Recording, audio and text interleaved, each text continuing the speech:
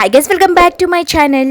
ఈ రోజు సండే స్పెషల్గా ఇంకొక రకంగా చికెన్ కర్రీని వండుకున్నాను. అదే విషయం మీతో షేర్ చేసుకోవడానికి వీడియో అప్లోడ్ చేస్తున్నాను. ఆల్రెడీ మా ఛానల్లో చికెన్ కర్రీకి సంబంధించిన ఒక వీడియో ఉంది. ఆ వీడియో టైం లేకుండా క్విక్గా అవ్వాలి, తొందరగా అయిపోవాలా చికెన్ కర్రీ అనేసి ట్రై చేసే వాళ్ళకి ఆ వీడియో, కొంచెం టైం ఉంటే పర్లేదు ఓపికతో చేసుకుంటా అనుకునే వాళ్ళకి ఈ వీడియో. సో రెండిటికి కూడా కంపారిజన్ చేసి చూడండి. సో రెండు కర్రీలు కూడా చాలా ఎక్సలెంట్గా వస్తుంది.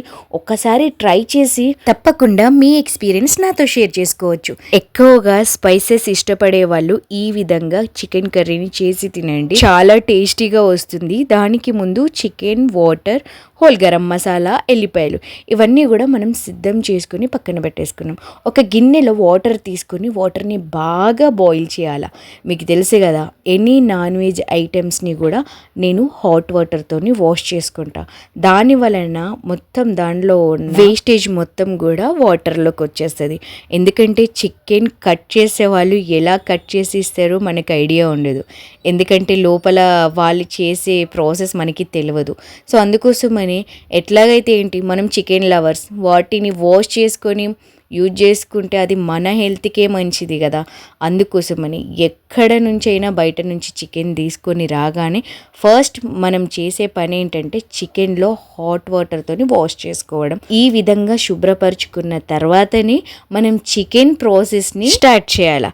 అదేనండి చికెన్ కర్రీని ప్రిపేర్ చేయడం స్టార్ట్ చేయాలి. ముందుగా ఈ కర్రీ కోసం స్టవ్ వెలిగించుకొని దాని మీద మందపాటి కడాయిని పెట్టుకుంటున్నాం. కడాయి కొంచెం వేడవ్వగానే దాని మీద ఆయిల్ వేసుకొని, ఆయిల్ కొంచెం హీట్ అయినప్పుడు ఎండు కొబ్బరిని పీసెస్ లాగా కట్ చేసుకొని ఆయిల్లో రోస్ట్ చేసుకొని పక్కన తీసుకొని పెట్టుకున్నాను. అదే కడాయి మీద మిగిలి ఉన్న ఆయిల్లో ఆనియన్ పీసెస్ని కూడా రోస్ట్ చేసుకుంటున్నాను. ఈ విధంగా రోస్ట్ చేసుకున్న ఆనియన్స్ని పక్కన తీసుకొని పెట్టుకున్నాను.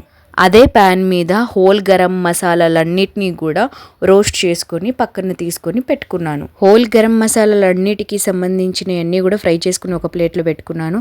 తర్వాత ఫ్రైడ్ ఆనియన్స్, ఎండు కొబ్బరి, ఎల్లిపాయలు ఇవన్నీ కూడా మిక్సీ జార్లో వేసుకొని, అదే మిక్సీ జార్లో ఈ హోల్ గరం మసాలాలన్నిటినీ కూడా వేసేసుకొని మిక్సీ జార్లో అల్లం చిన్న చిన్న ముక్కలుగా కట్ చేసుకొని ఇదే మిక్సీ జార్లో వేసేసుకోవాలి. ఈ విధంగా అన్నీ వేసుకొని జార్ మీద పైన మూత పెట్టుకొని మిక్సీ పట్టుకోవాలా. వీడియో క్లిప్లో చూపించినట్టుగా మిక్సీ పట్టుకొని దాంట్లో థిక్నెస్గా ఉంటే కొంచెం వాటర్ యాడ్ చేసుకుంటూ మిక్సీ పట్టుకొని మంచిగా పేస్ట్ లాగా రుబ్బుకోవాలి. 10-15 నిమిషాలైనా కూడా వేడి నీళ్ళలో వేసిన చికెన్ మాత్రం వివచ్చంగా కాలుతుంది.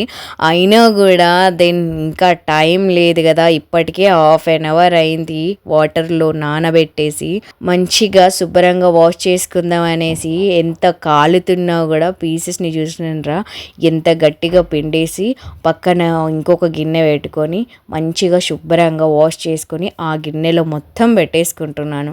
కానీ ఈ వేస్ట్ నీళ్ళు అయితే ఎంత గలీజ్గా కనిపిస్తుందో. ఇంట్లో మీరు కూడా ఈ విధంగానే శుభ్రం చేసుకుంటారా చికెన్ని?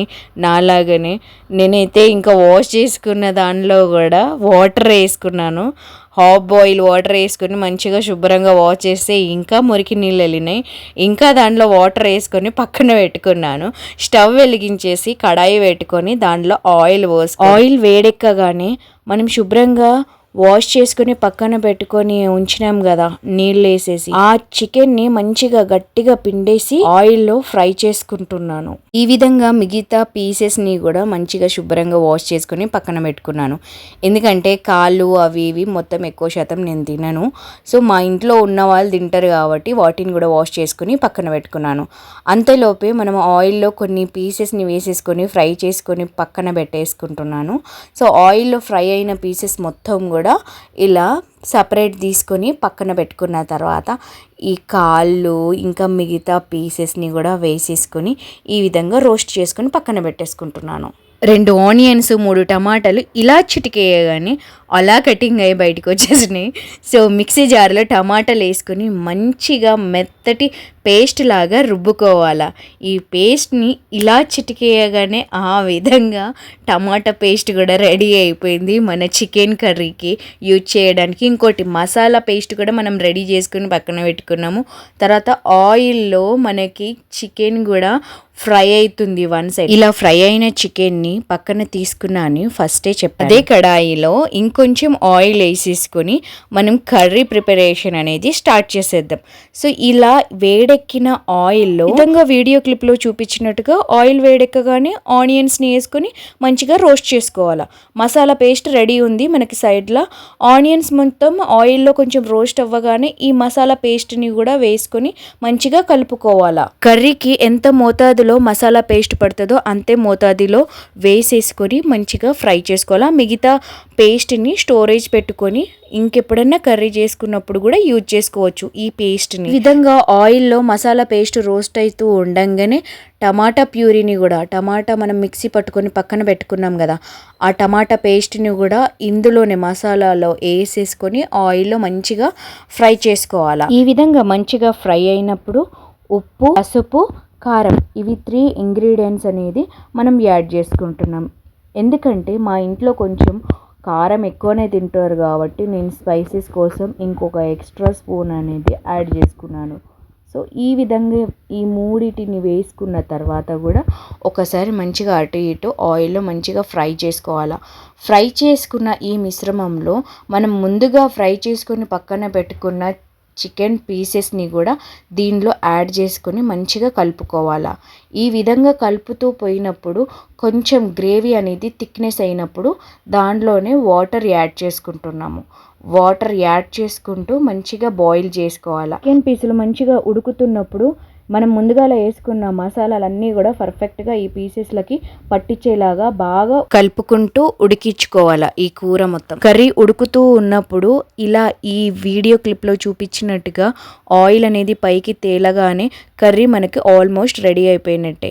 సో ఇందులోనే కొత్తిమీర వేసుకొని చివరగా షూరుచి కంపెనీ నుంచి ఘోడా మసాలాని కొద్దిగా యాడ్ చేసుకొని అటు ఇటు కలుపుకుంటూ పోతే మనకి ఆల్మోస్ట్ చికెన్ కర్రీ రెడీ అయిపోయినట్టే.